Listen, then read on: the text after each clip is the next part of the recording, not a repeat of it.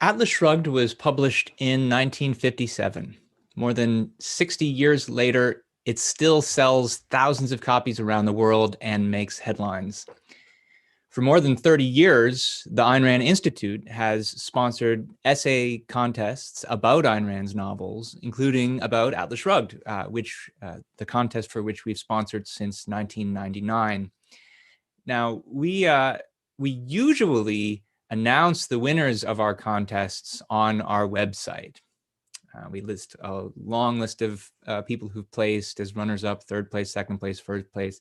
And we're definitely still going to be doing that this year. However, especially because we know that many of you are at home right now, we decided we were going to make an event of this. We've invited everybody who entered, including finalists, to attend, and we'd like to welcome you here today. Congratulations. We're going to reveal the winners, the top 9 winners, at the end of our broadcast today. Hope probably shouldn't take more than an hour, but we will be announcing 5 third place winners, 2 second place winners, and 1 grand prize winner, the first prize of $25,000, which I think is a pretty exciting thing. One thing that I want to make everybody aware of who's watching is that one of the things we're going to be doing today is talking about the essay prompts, including the showing some of the answers, some of the excerpts from the actual essays that people who submitted for this contest gave us. That means that there are going to be inevitably plot spoilers. So if you haven't yet read Atlas Shrugged, if you would still like the pleasure of seeing how a very dramatic mystery is solved and unraveled, then now's your time to drop off. Now's your fair warning, because there are definitely going to be plot spoilers. And if you continue to watch, you're watching definitely at your own risk. So otherwise, what we're going to be doing today is as follows. We're going to have a brief discussion at the beginning about the history of our contest with our CEO, Tal Tsfany. We're going to give a quick survey of some resources that the Institute offers for learning more about Ayn Rand and her books. Then we're going to transition into that showcase of some of the best passages of this year's winning essays. We think that's going to shed some light on what we're looking for winning essays for anybody who's interested in writing for this in the future. And then at the end, we will have the unveiling of the top 9 winners. So without further ado, I'm going to now bring on the CEO of the Ayn Rand Institute, Tal Tsfany. And Tal, you should be able to turn your camera on. There you are. Great. So Tal, I wanted to bring you on today because you are the head of the Ayn Rand Institute. You're the one who is helping us at the very top level run this essay contest. I wanted to ask you more about the history of the contest and what ARI does with this. So great to be here, Ben. I'm so excited. I'm saying, wow, 152 people listening to us, which is great. So welcome, everyone. We're so excited to do this. This is a highlight of and a culmination of a lot of effort from many people in the Institute. So to your question, Ben, we started actually as soon as we launched ARI back in 1985. The next year was the first year we launched the essay contest. And so we've been running it since 1986, way before most of our contestants were even thought of, I think, right? So yes, it's been now our kind of jewel in the crown of our programs. We have, I think, 440,000 people participating over the years with over $2.2 million in prize money, which is great. If you read Atlas, you know how we love the idea of rewarding people for their merit. So that's it. We've been running it for decades and we're very, very proud of it. I just mentioned anecdotally, Tal, that I originally read Ayn Rand way back in 1993 because of the Institute's essay contest. I never got around to actually entering, but it's pretty meaningful for me too. You would have been a richer person at this point, maybe. I might have. Since, and this is, I think the way you put it was that the contest is the crown jewel of what ARI does, but it's not the only thing that we do. It's certainly not the only thing that we do for teachers and educators and students. Could you say a little more about some of the other things that we do in that same vein? Yes. So during the evolution of the essay contest, we were thinking of, and this is way before my time, so I'm talking about the history of the Institute.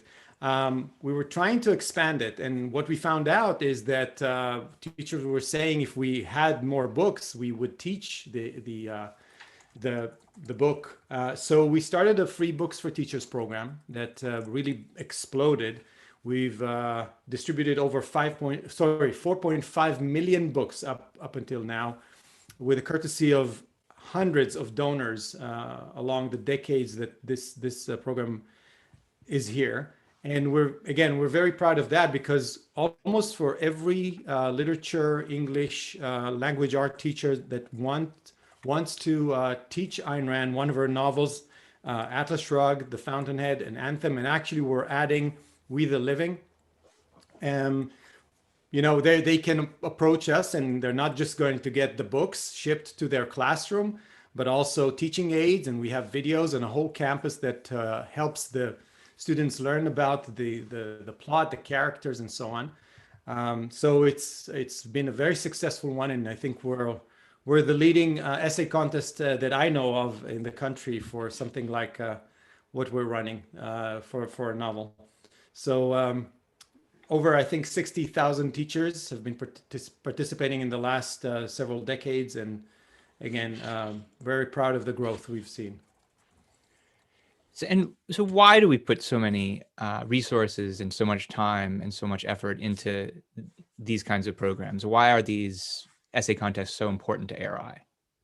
Well, first, I think it's the mission of the Institute to protect and preserve and propagate the ideas of Ayn Rand and her work. And this is what we are. We're an educational-oriented organization, and we also love engaging with intellectually oriented young people who are looking for good ideas and finding Rand's heroes and novels so inspiring. I know that it changed my life at a later age. Unfortunately, my English teacher didn't ask me to read Atlas, but yeah, it is I think a life-changing experience for some of the kids and some of the students, and we're so inspired every year to read essays, hundreds and thousands of them, grappling with the ideas that Ayn Rand is presenting, and they're radical, all the way from Anthem with a dystopian future, and all the way to Atlas, which such an amazing experience to go through. So this is what we are, and this is what we do, and we're enjoying every minute of it, I have to say. Yeah, I should mention that none of us here in the broadcast today played a role in choosing the winners of this year's contest. That was done by a third party, but we did play a role in writing the questions to begin with. So one of the things that I've found most enjoyable is getting to see the results of those questions, getting to see how people responded to the things that we thought were interesting this year about the book. So thanks, Tal. I'm now going to turn the mic over to my colleague at the Institute, Aaron Smith, and we are going to survey some resources that the Institute has to offer for teachers and students who want to learn more about some of these ideas and books. So Aaron? Great, thanks a lot, Ben. And hi, everyone. My name is Aaron Smith. I'm a fellow and an instructor at the Ayn Rand Institute. And I want to piggyback on some of the things Tal was saying about some of the resources that we offer for teachers. So on our website, so for teachers who want to teach Ayn Rand's novels in the classroom, they can order free copies of print and digital books by going to aynrand.org/free novels.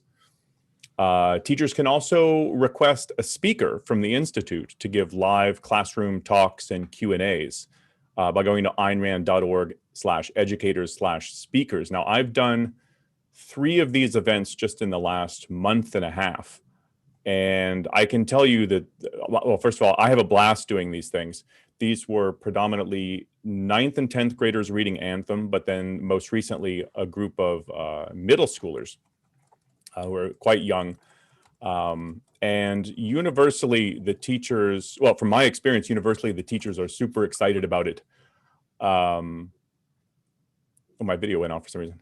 The teachers are super excited about the novel. Their students across the board get into the themes and into the novels in ways that they don't with other books. And this is what they've been telling me. And the last teacher I spoke to said, you know, a lot of the students, they read the book and they start getting into the story and enjoying it. But then at some point, she said a light bulb kind of goes off and they realize that the themes and the ideas and the issues that are going on in the book are much wider than the book.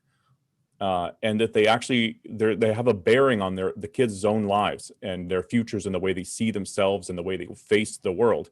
The face life. And so when I give these talks, at least I try to emphasize that, because they're at a time in their life, these are tweens and teens, you know, mostly. They're at a time in their life where they're trying to shape who they are and who they're going to be.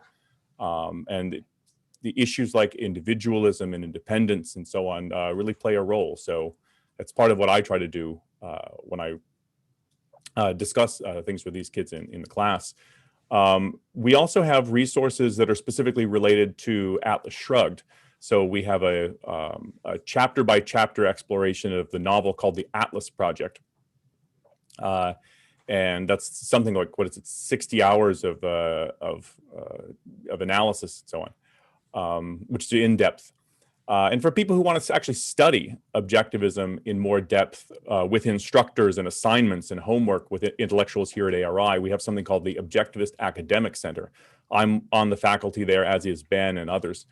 There's a 3-year program where people who actually really want to study it in some depth can apply for the program and, you know, if admitted, join. And we also accept auditors too. So people who are not actually graded students in the program can nonetheless get a lot of value out of it. And I'll just add that there's also just a ton of free content on ARI Campus, which is a section of our website where there are courses and works and talks by Ayn Rand and other objectivist intellectuals. And you can access all this content through the ARU app, the Ayn Rand University app, which is available on iTunes and for Android and so on. But so that's some of the resources we have available for teachers and people who want to learn more. But I want to just say at this point a big thank you to our donors for making all of this possible. We get so excited about the kind of opportunities and resources we have, but it wouldn't be possible without our donors. So thank you very much. And another thanks to the volunteer graders who helped us this year. So thanks very much to you, to all of you. Yeah, I concur with that. The graders this year especially have stepped up for lots of reasons. So it's special thanks to them.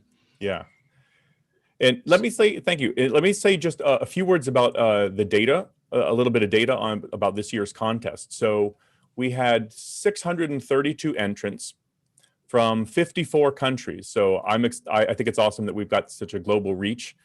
And what we're going to do is we're going to reveal the top 9 winners. The basic standards that our graders use, which they apply to all of the essays that come in, are that the essays should be exceptionally clear, fluent, and articulate, exceptionally well organized. They should respond thoroughly to the prompt and stay on topic. They should interrelate the ideas and themes of the novel with the novel's events and characters so that it's not just an abstract treatise. It actually ties together the events and characters of the novels with the ideas. And they should display an accurate understanding of the meaning of the ideas in the story. And that's not the same as agreement with the ideas, but to understand the meaning of the ideas in the story. And so what we're going to do is Ben and I are going to go with a little bit of back and forth, reading some highlights from some of the essays of the finalists in the contest. And there were 3 prompts this year. So the entrants could choose one of 3 prompts to write their essay on. And the first prompt is this, which I'll actually, Aaron, before you say that, I'll show the prompt in a second. But I think it is worth repeating that neither of us are the ones who did the grading this year, or we're not the ones who chose the winners. And so what we've done is to pick some excerpts from essays that some of the top essays that we liked, that we thought lived up to these standards.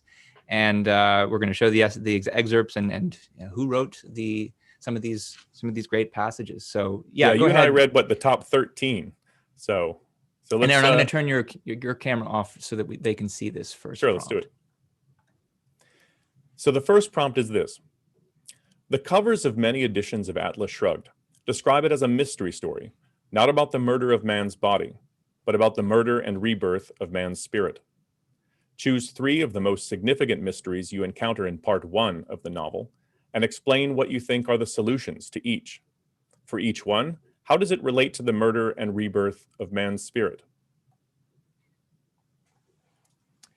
Good. So that was actually my favorite question to ask. Doesn't necessarily mean these are my favorite answers. I have lots of answers that I liked that came in this year. But I did want to start by sharing one of the opening lines, the opening paragraphs from a paper that wrote on prompt 1 about Atlas Shrugged as a mystery story. And I'll tell you what I like about it after I read it here. This is from Aditya Prasad at Hidayatul National University in India. I hope I got the pronunciation of that right. Here goes. Ayn Rand grabs hold of the reader's attention in the very first line of her magnum opus with a blunt question. The question is first put to Eddie Willers, the first character to be introduced, by a bum he encounters. We are familiarized with this question a few more times in the first chapter as being a blunt rhetorical quip, an equivalent of a wry shrug of the shoulders. What is this question he's talking about? Toward the end of the first chapter, Owen Kellogg, an employee highly valued by Dagny, hands in his resignation, admitting to retiring from his career with railroad management altogether. When asked for his reason by a crushed Dagny, he once again utters the rhetorical, "Who is John Galt?" And so the narrative of the novel begins, and the mystery of John Galt's identity is temporarily restricted to mere rhetoric, and we are soon preoccupied with 3 bigger mysteries that drive the plot in the first chapter. So I'll just say, one of the things I really liked about that opening of Aditya's essay is that it was introducing Atlas as a mystery story by referring to a question in a mysterious way. Like, we didn't know exactly what even the question was yet until the second paragraph, where it's announced in a way that says, and this is what really starts the dramatic action of the story. I think that was really well crafted and suited to the purpose of a paper about Atlas as a mystery. So, Aaron, did you want to say anything about that, or should I move on to the next? No, I agree with that, definitely. I like the mysterious aspect of it. So here then is excerpt 2, and you just turn your camera on whenever you're ready after this. Actually, maybe I'll turn my camera off so they can see that a little more clearly. It's off already, but yeah, go ahead. Okay. Yeah, so this one is coming from Luke Mason from Grove City College. Let's see here. Ayn Rand's dramatic story of the murder and rebirth of man's spirit unfolds through 3 mysteries. The first mystery is the behavior of the looters. What drives them toward their destructive behavior? The second mystery is why the producers, those best equipped to confront the chaos, disappear from society, leaving the enterprises they have worked their lives to build. The third mystery of part 1 is contained in the iconic question, who is John Galt? These 3 mysteries shape the narrative arc of Atlas Shrugged. One of the things I liked about this, and I like in writing in general, is that it very concisely identifies 3 of the story's mysteries without useless words, very nice and concise, and it nicely sets up the organization of the essay. Yeah, I agree. I think that this was really well done. The author, and did we mention the author? Yeah, the author organized the whole essay around those 3 mysteries. And I actually think that it does a very good job summarizing what the essential mysteries of the entire story are. Like, there's lots of mysteries that appear in Atlas Shrugged, but most of them boil down to one of those big three questions or another. And I think it's especially adept of the author of Luke to point out that there's a mystery about why the villains are motivated in the way that they are, especially because that is one of the biggest mysteries that the heroes, or at least many of the heroes, need to solve in order to progress in the plot. It's basically the big question that Dagny Taggart is trying to answer. It's the question that Hank Reardon is trying to answer. And once they answer it, they're able to resolve all kinds of conflicts and move forward and drive the action of the story forward. So let's go to then one last excerpt, or really kind of a set of excerpts on this same prompt. And this is also from Luke, because I thought it would be good to share what the answers to these mysteries are, the way that Luke summed it up. And I also think that they're basically accurate as far as the author's intent is concerned. So what drives the villains toward their destructive behavior? Well, the way Luke puts it is Taggart shows how the murder of man's spirit is not out of ignorance, incompetence, or altruism, but out of a deep hatred for the good, out of a rejection of existence itself. The one thing I would say there is that I don't think the author sees altruism and deep hatred for existence as incompatible, but it's most people don't even pick up on the second part, so that's important. The second mystery is why the producers, those best equipped to confront the chaos, disappear from society. Here's how Luke thinks the book answers that question. The producers are disappearing because they realize that, quote, the looters desperately need those they are trying to destroy. They are only able to exist due to the productive ability of the men of reason, and their life is sustained only through the use of force. That is, the looters' life is. And then finally, that last mystery that Aditya opened his essay with, the mystery of who is John Galt. Now here, this is the big spoiler for anybody who hasn't read this yet, though I don't think too much is given away by the way Luke gives the answer here. Galt is the one character most aware of and in conformity with reality. So he's got the opposite motivation of what the looters have. Galt is the driving force behind the novel. He represents the ideal man and the hero, man's spirit reborn. So if that mystery was about the murder of the spirit, of man's spirit, Luke has framed this by identifying who's the murderer, but then he's also identifying, well, who is it that allows that spirit to be reborn? Did you want to say anything about that one, Aaron?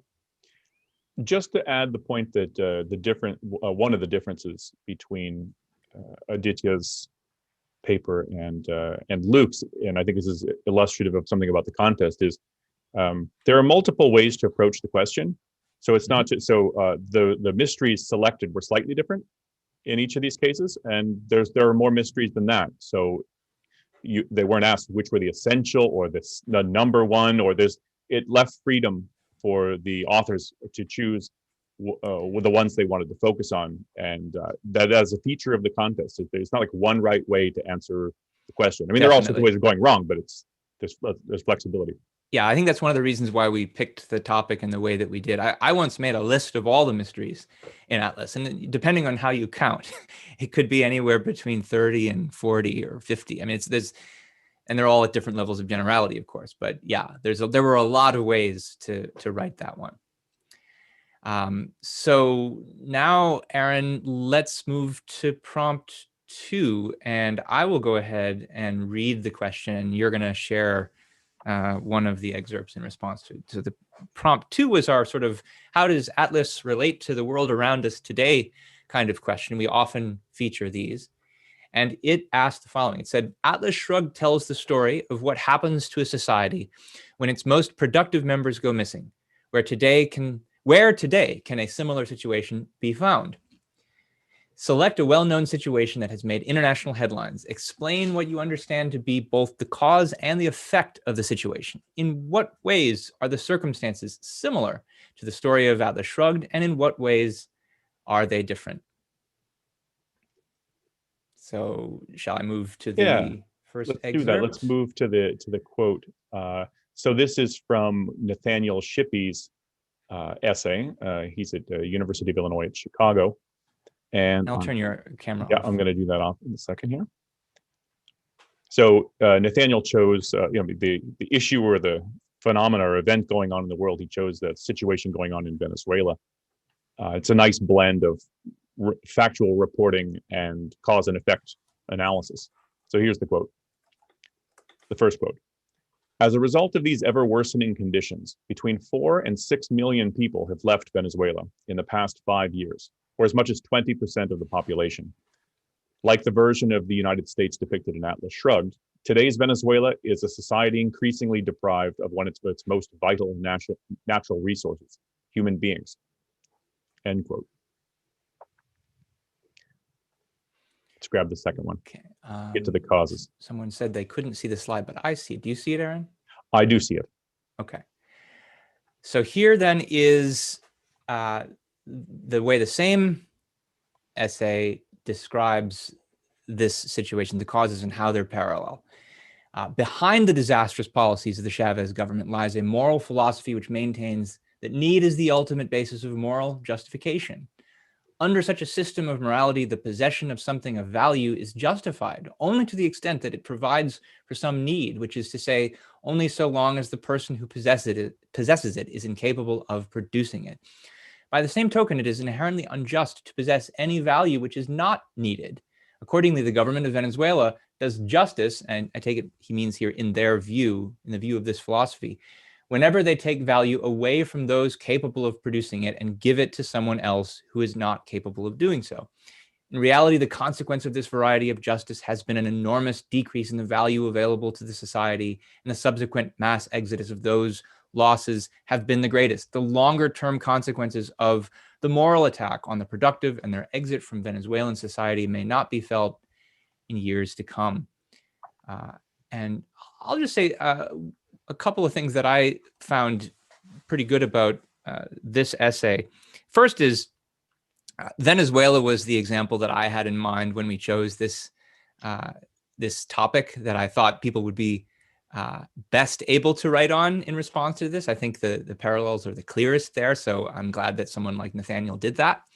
But he also did it in a way that understood the depth of the comparison, especially as regards the cause of the situation, because there are a lot of people who will look at what's happening in a place like Venezuela and say, well, the problem is corruption. The problem is the leaders have hijacked a noble revolution or something like that.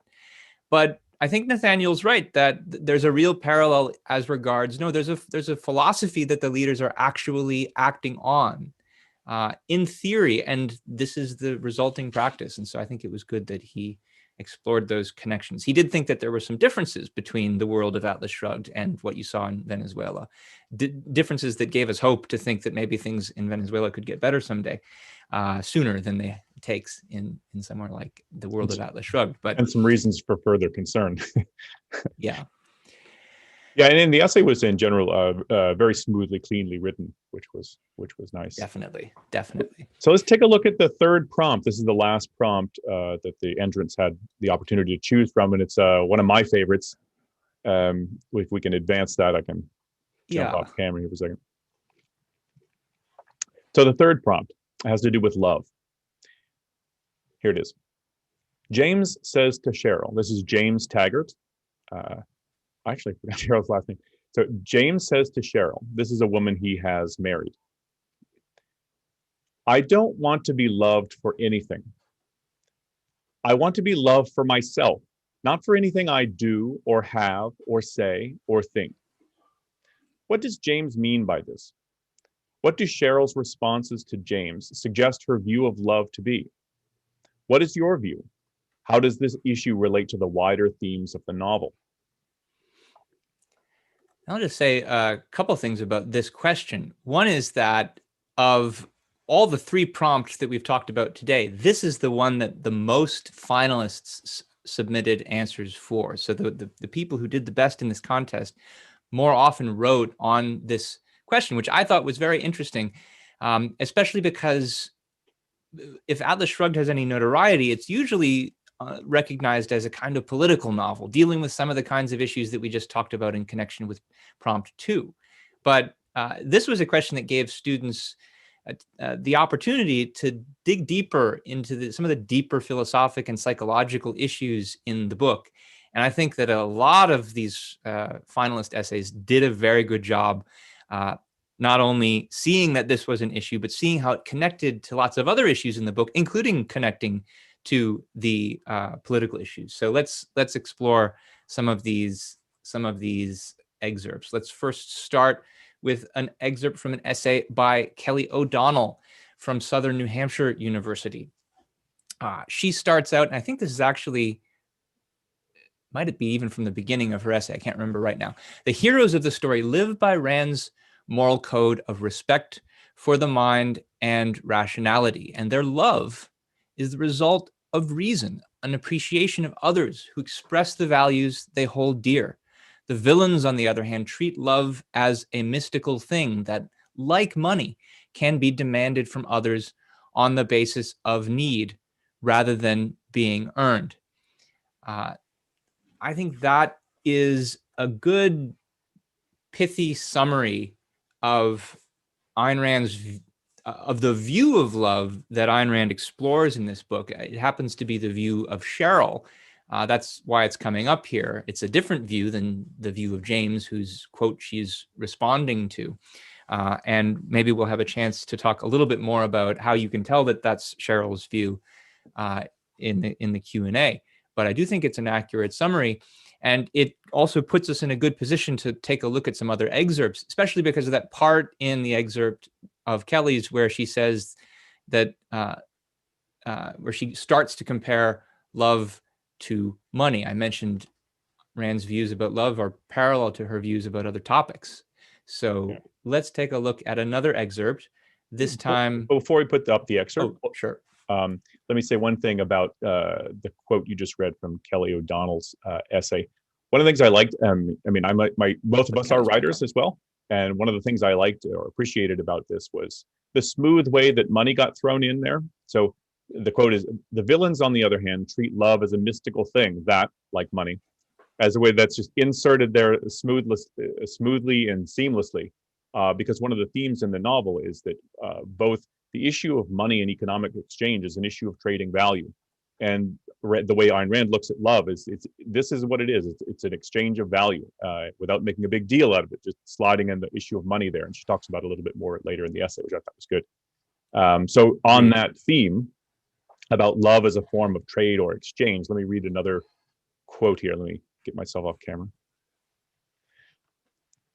What James fears is the demand, the challenge that true love entails. At its core, love is the emotional response of one man to the virtues of another. In Rand's terms, a form of spiritual payment. To be in love is thus a constant mandate that we live up to the value of that. We live up to the value that another has placed on us, that we exhibit virtues that are worthy of admiration. And that comes from an essay by Lucas Pringle at Cambridge. And one of the things I liked about that essay, partly the essay, but partly the quote that I'm just reading there, is that he's bringing in material from Ayn Rand's nonfiction. So the TVOS abbreviation there is The Virtue of Selfishness. It's a collection of essays on moral philosophy, foundations of moral philosophy, by Ayn Rand and some of her associates at the time, which is, I think, is a good thing to do, because to look more widely than the novels. I agree. So let's take a look at another that I think does some of the same things, but then advances us a little further in the progression that we're following today, because it says a little bit more about the nature of that analogy to trade or exchange. And this is from Abigail Driggers at the University of Kansas. She says, love and wealth are both a currency that can only be claimed when traded freely. Wealth is traded for work of value in time or effort. Love is traded in response to virtue and admiration of achievement. Both love and wealth are claimed as a right by the looters because of their emptiness. In wealth, it is for their need, and in love, it is for their lack of happiness. And so this is definitely related to the conversation between James and Cheryl, because James is saying that he wants to be loved for himself, but not for any of his thoughts, not for his deeds, not for his choices, anything he has to have or say or think. And this is something that some of the other essays commented on, but at one point, Cheryl says, well, what then is yourself if it's not any of those things?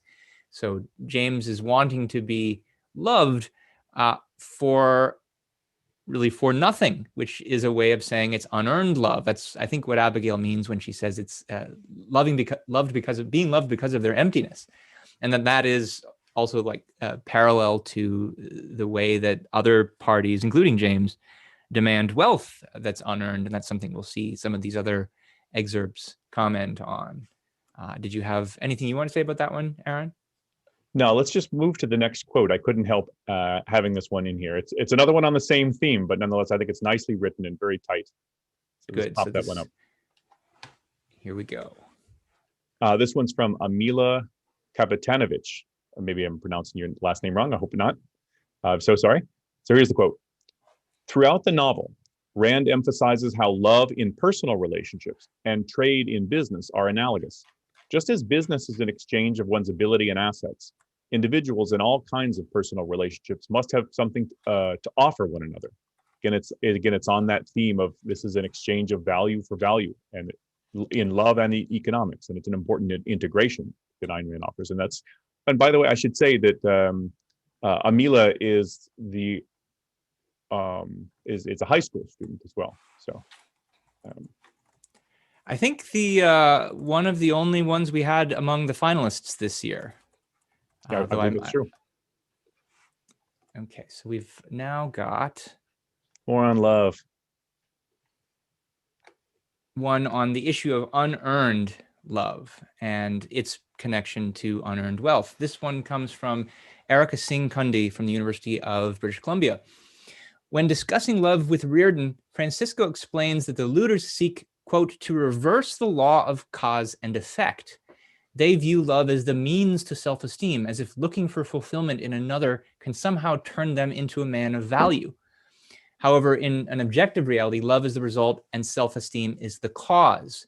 By loving another, a man is expressing his own values, his deepest vision of himself, and the respect he has for himself will be reflected in that other. One of the things I really liked about this passage is that, well, first of all, I think it's an accurate account of what the author is trying to say about people who, in effect, demand unearned love by demanding to be just loved for themselves, regardless of who they are, what they do. But it is also an important, I believe that Erica explored this elsewhere in her essay. I can't quite remember, but certainly other people, certainly some essayists explored how this idea of unearned love as a reversal of cause and effect is similar to the desire for unearned wealth, that a theme that's explored elsewhere in Atlas Shrugged, when various villains of the novel think that as long as they have the trappings of wealth, as long as they maybe expropriate a factory or an invention from another character, even though they didn't create it, that will give them some kind of self-esteem, that will give them a sense of being good people, even though they're not the ones who created it. So that's a very important parallel that Erica's excerpt set us up for. And I think we have just a couple more excerpts before we start to look at. Yeah, and so the passage that you quoted from Erica's essay focused on the issue of cause and effect, about unearned love and causeless love and so on. This next quote, this is from an essay by Emily Grant at the University of Chicago. This is one of my favorites. And it focuses less on the issue of it being unearned, but more on the issue of demanding faith and not reason. So more of an epistemological, kind of intellectual focus. So let me do this. Let me take a look at this. James's view of love is full of contradictions. He claims that he has always longed to find understanding, but the understanding he seeks is not rooted in any objective truth. Instead, he claims that love is faith and demands that Cheryl's love for him be unquestioning. When Cheryl asks a perfectly reasonable question, about what exactly he wants from her, James equivocates, saying, "You don't love me, or you wouldn't ask such a question." According to James, love can't be put into words. Either you feel it or you don't. It's not a thing of the mind, but of the heart. James' open disdain for rational thought and his continual prioritization of need over merit are typical of the moocher archetype. By presenting James' view of love in these terms, Rand demonstrates that the moocher's beliefs regarding the organization of society and economics extend into all aspects of their lives, even informing their views on the deeply personal subject of romantic love. Now that's a longish quote, but I like the integration of many different strands of what we've just been talking about. Okay, and I think we have one last that we're going to share. And this last one, I thought we should share on our program today because one of the other things that we asked in the question, which I think was a harder part of the question, was not just to present an analysis of the author's view, not just a presentation summary of the author's view or the view of these different characters, but to reflect on that view, and for the author of the essay to say something personal about what they thought about it. And this last excerpt from Kelly O'Donnell, again from Southern New Hampshire, does that. And I think reflects on it in a way that shows she's doing some thinking on her own about the meaning of this idea, and looking at evidence of her own for thinking that it's plausible, the idea of love that Rand presents. She says, when we love someone or something, we value it above other people or things, and it takes a priority in our lives. We invest in it our resources of time, money, and attention. And if it is taken away, we call it a loss. I believe that even the mystics who refer to soulmates, star-crossed lovers, and matches made in heaven really mean two people who value each other above all else. After all, soulmates do not value each other at random. They each have traits that the other finds worthy of love. I think that is just a really great personal reflection, with giving examples and thinking about the way people process their thoughts about love. I mean, none of that is in the book. Kelly didn't copy that from some treatise that she found somewhere. That's her own, first-handed reflection on the meaning of these ideas and how she thinks about it. So good job, Kelly. Yeah, agreed. And one of the things that I think reading a novel like Atlas Shrugged and having to write an essay on it, you have to dig a little bit and you have to try to process this in your own terms. And I think in learning philosophy in general, and not just objectivism, you have to move outside of books. You learn from books, you get theory from books, you get abstractions and integrations and so on, but you have to then integrate that with the kinds of observations you actually can make in your own life about the people you know, about what your parents tell you what love is, what your boyfriend tells you love is, and just what your preacher tells you, or whatever. It's, you have to integrate that. Is what she's saying make sense? So I see these kind of elements around me, or at least aspects of them. Are they in me? Do I hold some of these kinds of perspectives, and am I right or wrong? And that's the kind of questioning I think intellectual novels like Rand's novels, I think, really push people to do. I think it's important to do. Yeah, because do you agree with the ideas or not? And one thing we know is that not everybody who submits these essays, not everybody who explores Ayn Rand's ideas in this contest, not everybody agrees with these ideas. Oh, sure, yeah. And that's we are trying to see if people understand them, and then if they can reflect on them one way or the other. So another thing I liked about Kelly's answer. I think that we are done with our excerpts now, Aaron. So yep. It's time for us to transition to, we have about 15 minutes left. And I do think that there's a little time to take maybe 5-10 minutes worth of questions from our audience. So if you're watching today on Zoom, and I know that there's 160 of you are, which is fantastic. Best way to ask us a question is to hover over your screen. You'll see that there is a Q&A button at the bottom. That will plop a question into our Q&A module, and we can take questions. So if anybody wants to ask questions about the Institute, about the contest, just general questions about Atlas Shrugged, about how the contest is run, we'd be happy to try to consider some of these questions. And I'm also monitoring the super chat on YouTube if anybody wants to ask questions there. So feel free to, if you want to support this channel, you can make a donation for the super chat. If you don't want to make the donation, I'm still monitoring the regular list of comments coming in on YouTube, though it's harder to do that because there's a lot of them. So feel free to send in a question. Yeah, so let's just take a couple, like zip through some of the easy ones. So Kenneth asks, how many essays did we receive? It was, what was it, 629, Ben? I think it was 632 this year. 632. Yeah, Yeah. from 54 countries. Over 600, yeah. And Stephanie asked, will we be able to read all the top essays? I think that we usually only make the top prize, first prize one available on our website. Okay. I don't believe we make the others available, but so you will soon find out whose that is. And I believe it will be up on our website. If not by the end of the day, then pretty soon. Jeff, if you're out there, tell me when that will be up. Yeah. Mahika asks, if we love this novel, what other novels would you recommend reading that have a similar impact? Well, if the question is about what other Ayn Rand novels, if you haven't read The Fountainhead, absolutely read The Fountainhead.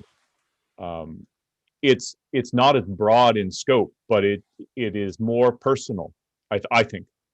And it's kind of, I think for many people, they either read The Fountainhead first or they read Atlas Shrugged first. And you'll get fans of, no, Atlas Shrugged is my favorite or The Fountainhead's my favorite. But for many people who read The Fountainhead first, in a way, it's kind of like a first love.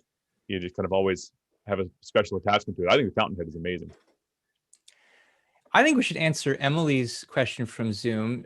She asked, you said you welcome opposing views. How many of the finalists directly disagreed with her views, even with a strong understanding?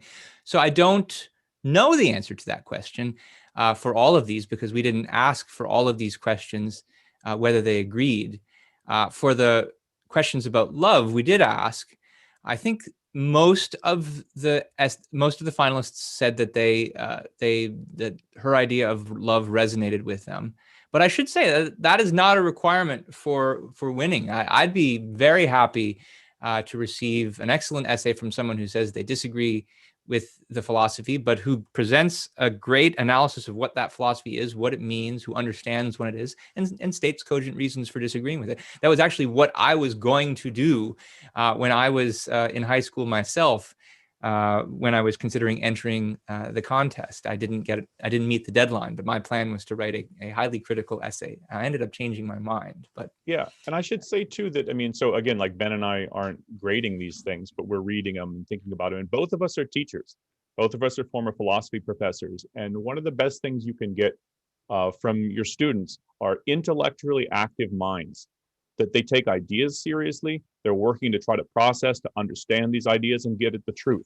And if their view in the end is they have a different conception of what they think is true, but they're serious about ideas, I think this is a great thing.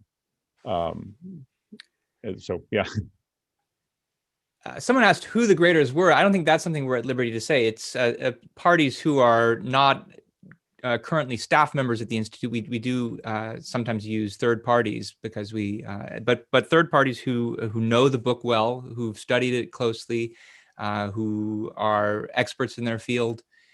And I think that's about all I can say about that one. Actually, we got, I see we have some hands raised. If you could, and we'd like to take some of those questions, if you could type in your question in the Zoom chat at the bottom. Yeah, that's the best place to do Yeah, it. then we can get that. Let's see here.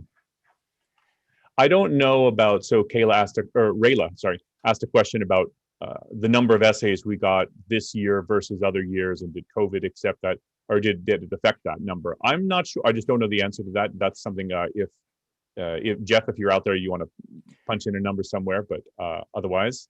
I do know one thing. We did some interviews with some students who participated in this contest, and one of them told me that she read the book in a month before she wrote her essay, which is a really good job of reading a dense, thick, serious novel so quickly, and then well enough to write a pretty decent essay. that I suspect some students had time on their hands because of the pandemic. So we were counting on that, and we do have some results. Someone tells me that we had slightly fewer this year than last year, and that's because we didn't distribute books to schools this year because of COVID, but slightly fewer than last year. So we got one do we from want to read Adam. any of these others? Yeah, Adam. Do you think that where'd it go? Oh, there we go. Do you think that the utopia that Rand describes in Atlas Shrugged, that the producers flee to, is attainable in reality? Well, so plot spoiler. So cover your ears if you haven't read Atlas. So when the producers retreat in effect, or collect at a place called Galt's Gulch in a valley and so on, they're living on their own terms outside of the scope and effect or the reach of the government. I wouldn't consider, is that attainable? Maybe, maybe not, but I wouldn't put it as it's a utopia.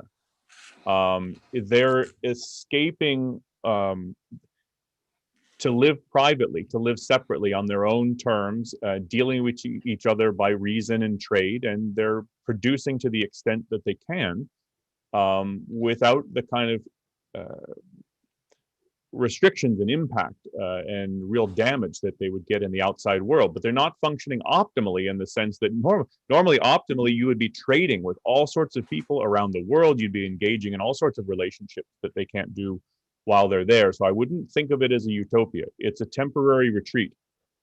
Yeah. And I would just say one thing here, which is Ayn Rand herself at one time or another commented to say that she didn't think it would actually be realistic for one man to organize all the top producers of the world and to convince them all to go to this retreat. This is a literary device that she's, well, what if he did? And then that's a story. So it's a literary device.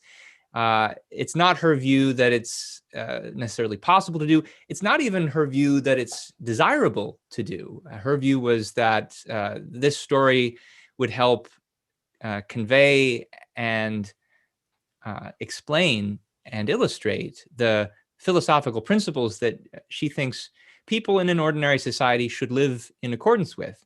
And it doesn't mean that if our society is around us is irrational, if it's expressing hatred for the good and destroying producers, that we should all go into a valley. She does think that it means that we need to look at the culture around us, look and see how there are ways in which we are helping it to hurt these people, and try to revoke the ways in which we help it engage in that kind of destruction. She thought that was a more cultural issue than an issue of escaping into a valley somewhere, that we should withdraw the sanction that we give to the ideas that empower the destroyers of the world by educating ourselves, by disagreeing with those ideas, hopefully by advocating a better set. Yeah, it's a good transition to Caitlin's question. So Caitlin asks, and you get us on a favorite topic and we'll talk forever, so I'll try to be very brief. How did you get involved with the Ayn Rand Institute? Is this what you want to do with the rest of your career? For me, the short answer is I read The Fountainhead when I was 20. All I knew what I wanted to do when I got out of high school was I wanted to do something that I enjoy, do something that I love, and I was very independent minded. But in retrospect, I didn't really have a clue.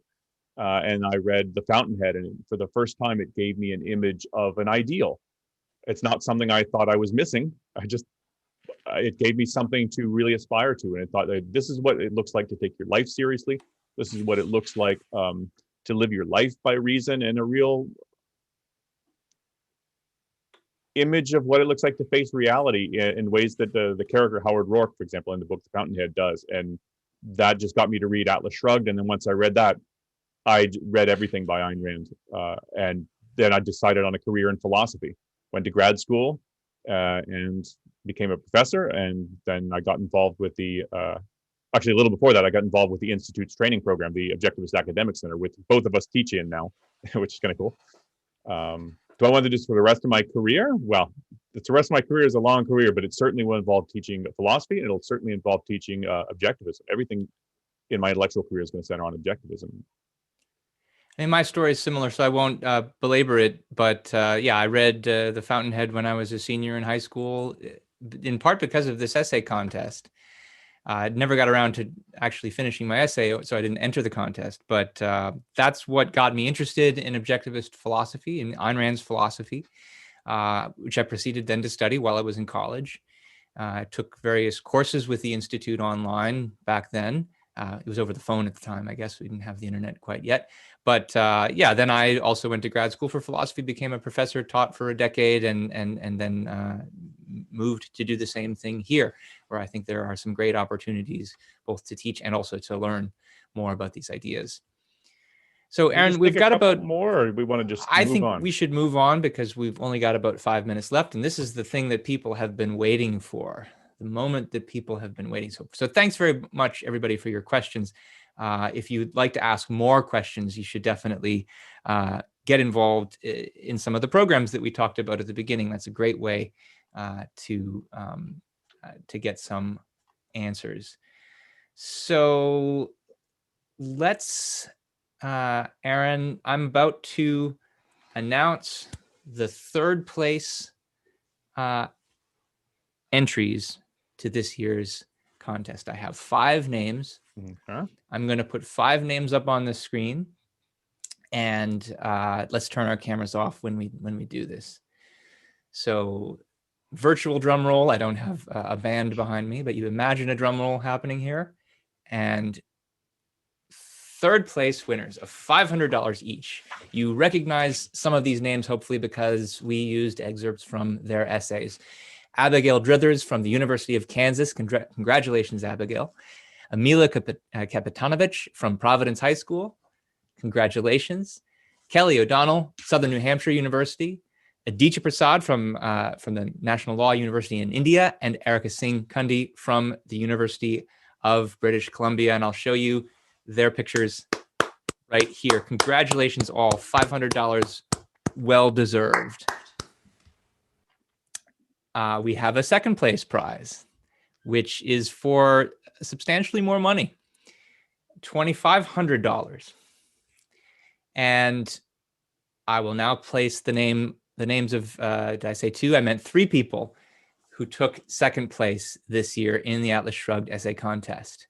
Congratulations to Emily Grant of the University of Chicago, Luke Mason of Grove City College, and Lucas Pringle of the University of Cambridge. Again, you recognize these names because we were using excerpts from their essays in this webinar. There are Emily, Luke, and Lucas. Congratulations.